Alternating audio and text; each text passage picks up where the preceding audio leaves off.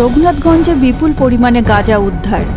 গোপন সূত্রে খবর পেয়ে শনিবার রঘুনাথগঞ্জ থানার পুলিশ রঘুনাথগঞ্জের অমরপুর এলাকায় 12 নম্বর জাতীয় সড়কে অভিযান চালিয়ে একটি কন্টেনার আটক করে। সেই কন্টেনার থেকেই গাঁজা উদ্ধার হয়। কন্টেনারের চালক ও খালাসিকে গ্রেপ্তার করা হয়।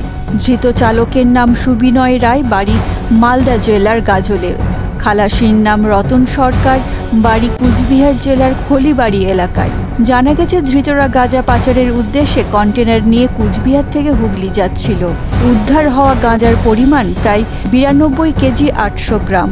এই ঘটনার তদন্ত শুরু করেছে রঘুনাথগঞ্জ থানার পুলিশ।